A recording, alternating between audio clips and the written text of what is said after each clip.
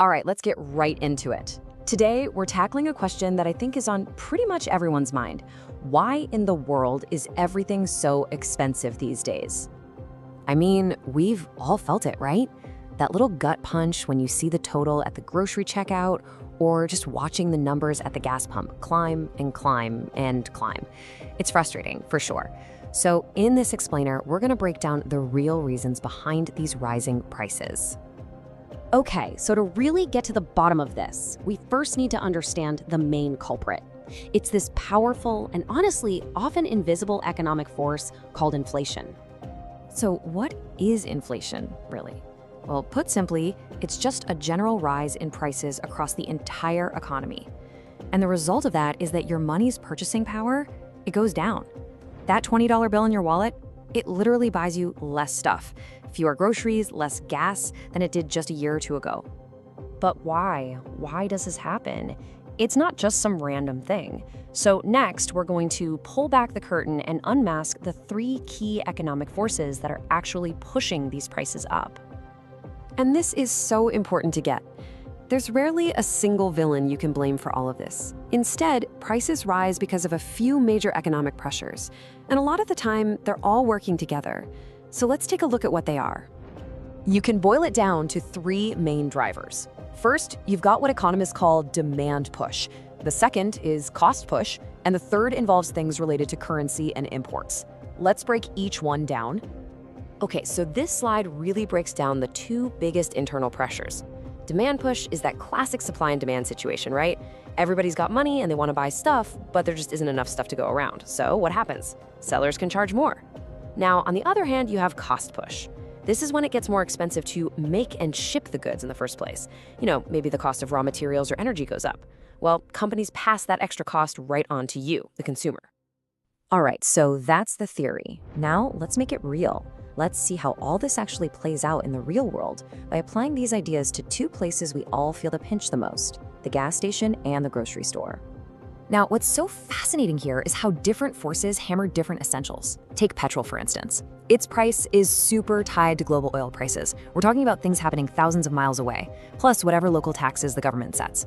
But then you look at groceries, and it's a totally different story. That's more about things like extreme weather wiping out crops or the insane costs of a complicated supply chain. And let's stick with food for just a minute. The price you pay for, say, a head of lettuce isn't just what the farmer charged. No way. It's a whole stack of costs. You've got the price of seeds and fertilizer, then weather events, the cost of transportation and keeping it cold, the packaging, the marketing at the store, even import tariffs. Every single step adds a little bit more to that final price tag you see.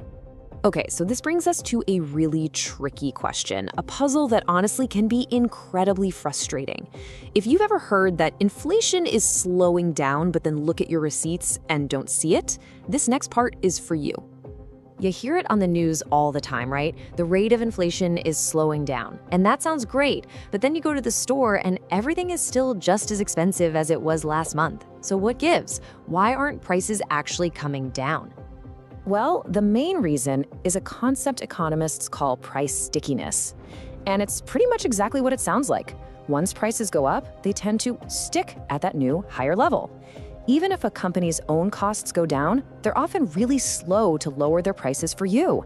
They'd rather just keep them at what has become the new normal.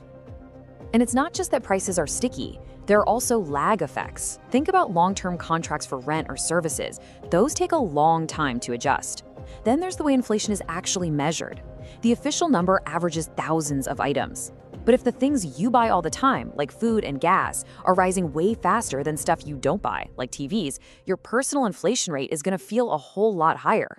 And finally, there's the sneaky one, shrinkflation. Oh, you've seen this. The price on the bag of chips is the same, but you open it up and there are way fewer chips inside. It's a hidden price increase. So, when we put all of these pieces together, the drivers, the real-world examples, and this whole sticky price puzzle, we can finally start to see the bigger picture. And we can move from just being frustrated to actually, understanding what's going on. And if there's one thing to remember from all this, it's this. Inflation isn't just some abstract number on a chart. It's the end result of this massive, complex story that involves global markets, unpredictable weather, tangled supply chains, government policies, and just simple human behavior.